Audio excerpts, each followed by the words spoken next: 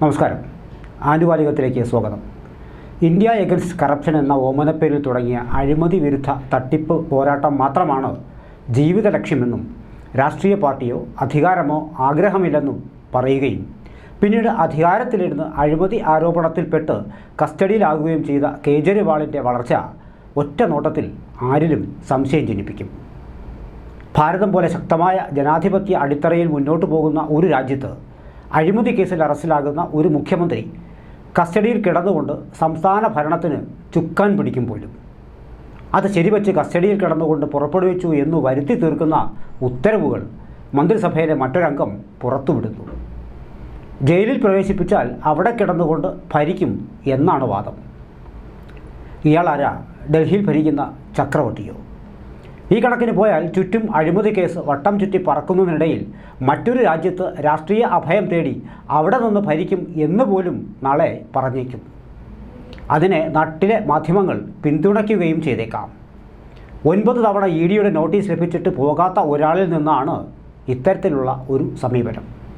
ഏതെങ്കിലും ഒരു അന്വേഷണ ഏജൻസി ഹാജരാകണം എന്ന് ആവശ്യപ്പെട്ട് നൽകുന്ന നോട്ടീസിനെ തികഞ്ഞ അവജ്ഞയോടും പുച്ഛത്തോടെയും തള്ളിക്കളയുന്ന നേതാക്കൾ സാമാന്യ ജനങ്ങൾക്ക് നൽകുന്ന സന്ദേശം എന്തായിരിക്കും?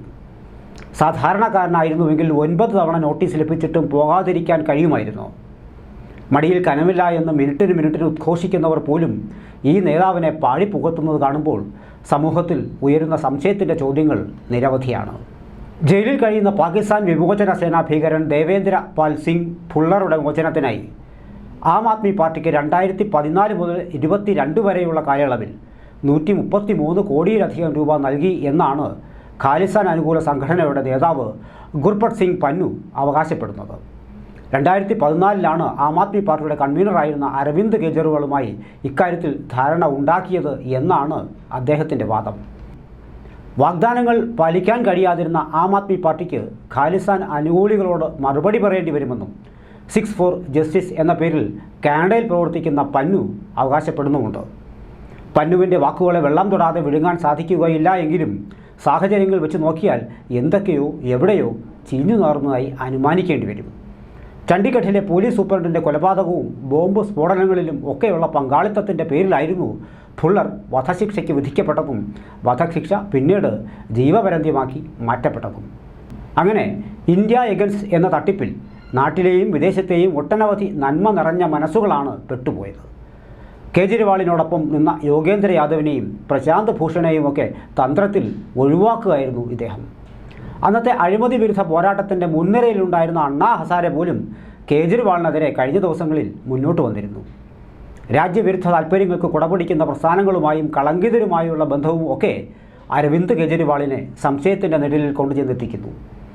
ക്രൗഡ് ഫണ്ടിങ്ങിലൂടെയും NGOകളിലൂടെയും പാർട്ടി പ്രവർത്തനത്തിലുള്ള വഴി കണ്ടെത്തിയിരുന്നു എന്ന ആരോപണം നേരിടുന്ന ആളുമാണ് കേജ്രിവാൾ. 1 വർഷത്തിലധികം നീണ്ട കർഷക സമരത്തിന് ഇദ്ദേഹം നൽകി എന്ന് പറയപ്പെടുന്ന സാമ്പത്തികം ഉൾപ്പെടെയുള്ള പിന്തുണ പല ഘട്ടങ്ങളിലും ചോദ്യം ചെയ്യപ്പെട്ടിരുന്നു. പക്ഷേ കൃത്യമായ തെളിവുകളോടെ പിടിക്കപ്പെട്ടിട്ടില്ല എന്നതിനാലാണ് ഇദ്ദേഹത്തിൻ്റെ അഴിമതി വിരുദ്ധ മുഖം ചോദ്യം ചെയ്യപ്പെടാതെ നിലനിൽക്കുന്നത് എന്നും അഭിപ്രായങ്ങളുണ്ട്. അഴിമതിയുടെ കാര്യത്തിൽ കോൺഗ്രസിൻ്റെ B ടീമാണ് യഥാർത്ഥത്തിൽ കേജ്രിവാളും സംഘവും. അഴിമതിക്കെതിരെയുള്ള പോരാട്ടത്തിൻ്റെ കൊടി പിടിച്ച് ഭരണത്തിൽ വരികയും സൗജന്യങ്ങൾ നൽകി സാധാരണക്കാരനെ കയ്യിലെടുത്ത് തുടർഭരണം നേടുകയും ചെയ്ത വിദ്വാനാണ് കേജ്രിവാൾ. മിഡിൽ ക്ലാസ്സിനെയും വിദ്യാസമ്പന്നരായ ആൾക്കാരെയും സത്യത്തിൽ ഇദ്ദേഹം ഉപകരണങ്ങളാക്കി മാറ്റുകയായിരുന്നു. കർഷക സമരത്തിൻ്റെ പേരിലായാലും JNU വിഷയത്തിലായാലും കിട്ടിയ അവസരങ്ങളിലൊക്കെ ഇന്ത്യ വിരുദ്ധ നിലപാടുകളെടുക്കാൻ തെല്ലും മടി കാണിച്ചതുമില്ല. ഇന്ത്യയിലെ ഒരു സംസ്ഥാനത്തെ ഈ മുഖ്യമന്ത്രിക്ക് അന്താരാഷ്ട്ര മാധ്യമ ശ്രദ്ധ ലഭിക്കുന്നതിൻ്റെ യഥാർത്ഥ കാരണം അദ്ദേഹത്തിൻ്റെ ഇന്ത്യ വിരുദ്ധ നിലപാടുകളും കൂടിയാണ്.